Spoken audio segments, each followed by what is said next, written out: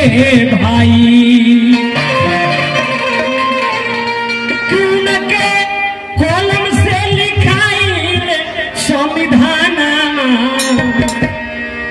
क्यों के कलम से लिखाई संविधान तो कितना महान रहनिए भाई उनके कलम से लिखाई संविधान कितना महान रहनिए भाई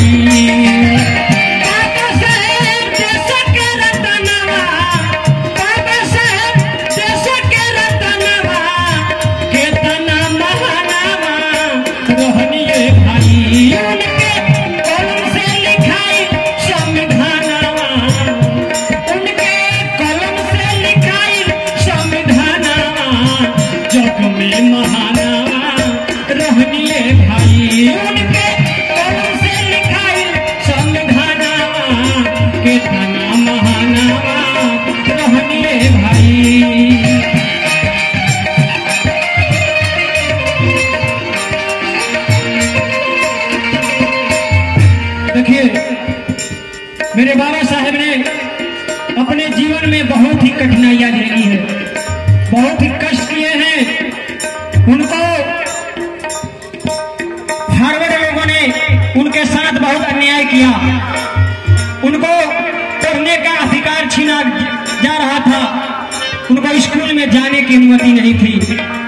जाति पाति को लेकर के तो कहना है कहता ना हो कष्ट सही कोई न पढ़ैया अपना समाज खातिर लड़ैया।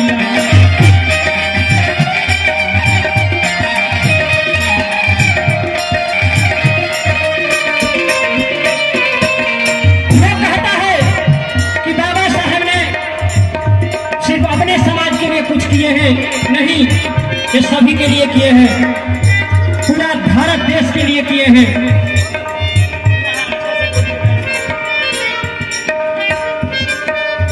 चलिए इस गीत पे खुश होकर के बैजू कुमार माझी जो कि एक विशेष शिक्षक है, प्रखंड मकेर के कार्यरत है, घर उनका मारल पड़ता है, परसा प्रखंड के हैं।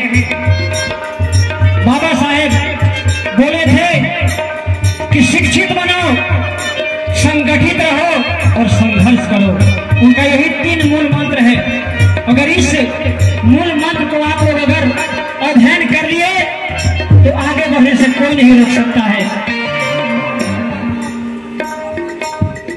अच्छा, हमारे परसा के प्रमुख है जी के तरफ से बहुत बहुत पुरस्कार इस बाबा साहब के भजन पे खुश होकर के उन्होंने ये इनाम दिया। बोलो जय भीम। कातना है दुख सही कैलन पढ़ैया अपना समाज खातिर लड़ैया।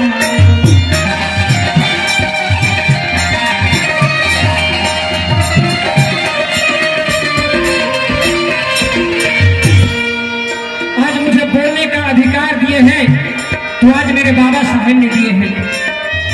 आज उनका दिन है कि मैं एक बीपीएससी से मैं एक शिक्षक बना हूँ।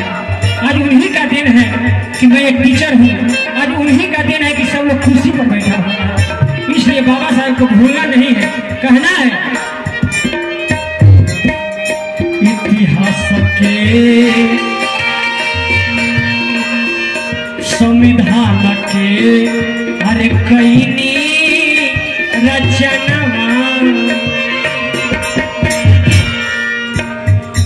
संविधान के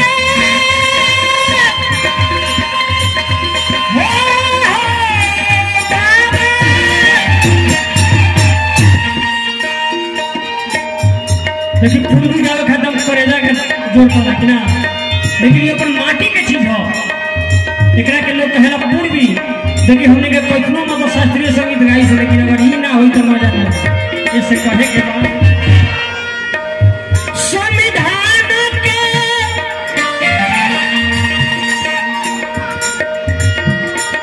अच्छा, हमारे मुखिया जी सुनील राम जी की तरफ से बहुत बहुत पुरस्कार।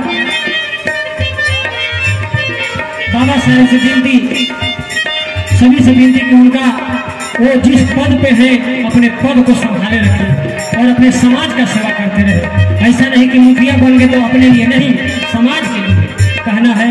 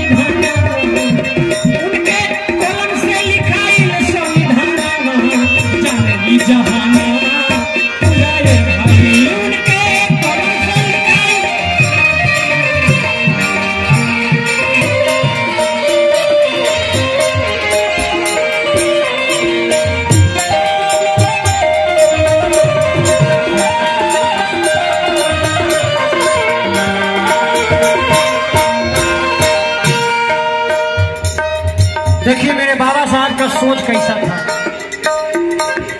एक समय की बात है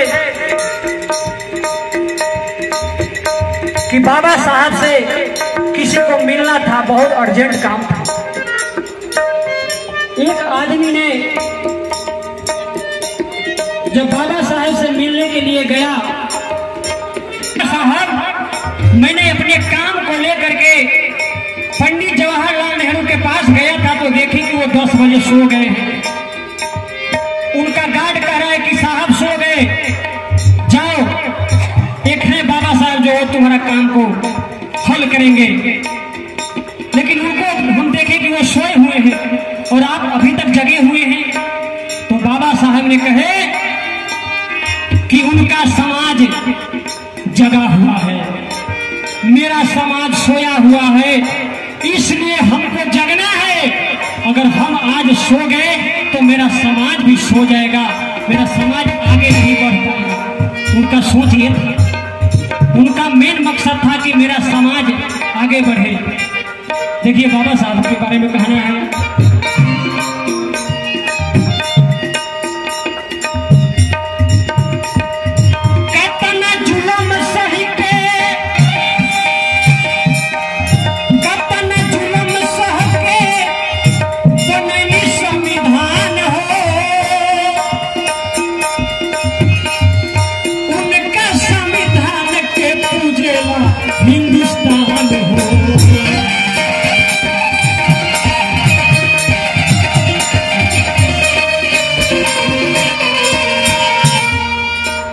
जब अपना देश जब गुलाम था, जब अपना देश 15 अगस्त 1947 को जब अपना भारत देश आजाद हुआ तो देश को चलाने के लिए दस्तावेज की जरूरत। बुद्धिजीवी लोगों ने, डॉक्टर राजेंद्र प्रसाद, पंडित जवाहरलाल नेहरू, अनेकों विद्वानों ने अपना मत रखा। वो लोग संविधान बनाने के लिए सोचे, लेकिन उन लोगों ने कहा कि नहीं, अंबेडकर के बिना यह संविधान संभव नहीं है। तब जाकर के बाबा साहब के पास लोग गए और वो उनको कार्यभार दिए कि आप ही के हाथ में है। अपना संविधान 2 वर्ष 11 महीना 18 दिन बनाने में लगा और बाबा साहब ने संविधान को बना करके दे दिए अपने देश को और बोले कि अपना अगर देश का अगर चलाने वाला व्यक्ति अच्छा होगा तो ये संविधान अच्छा साबित होगा, अगर देश का व्यक्ति बुरा होगा तो ये संविधान बुरा साबित होगा। क्या जी?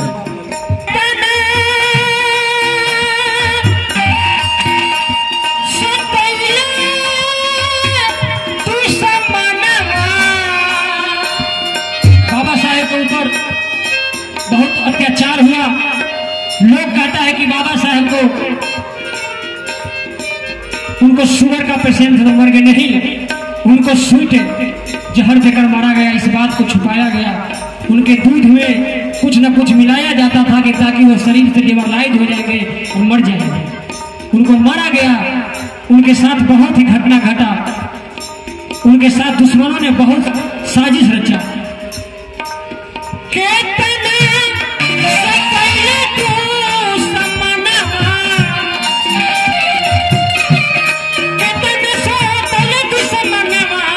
बाबा साहेब महानावा रोहनी रे भाई,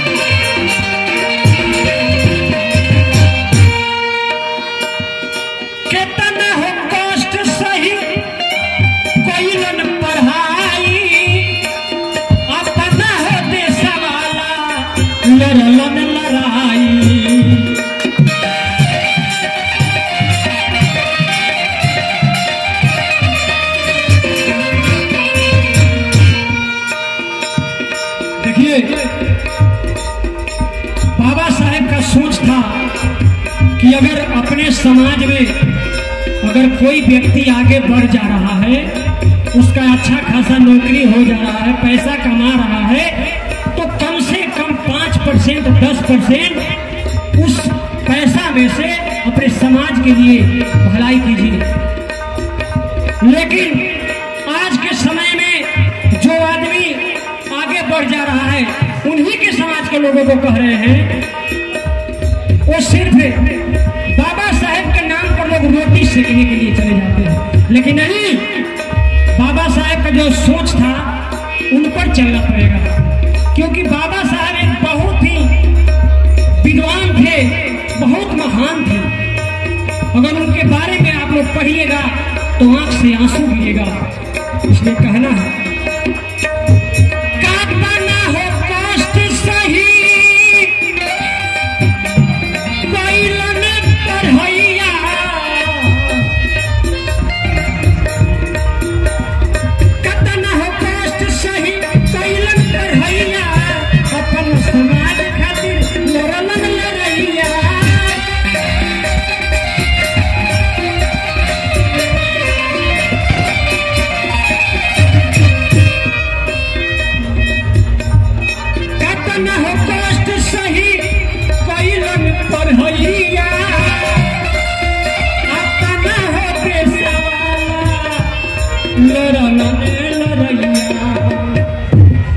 कैलन संविधान के रचना, बस ये लास्ट बात, कैलन संविधान के रचना।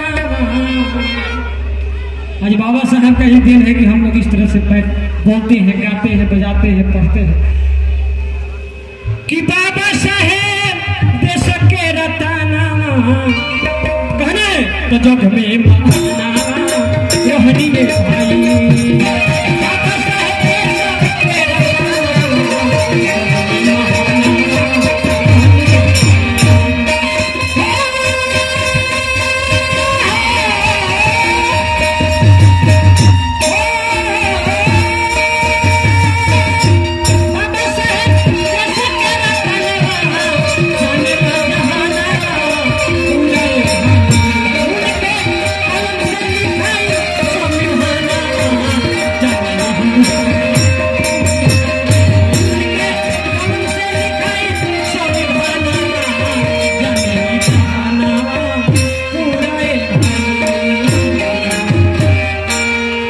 बहुत धन्यवाद।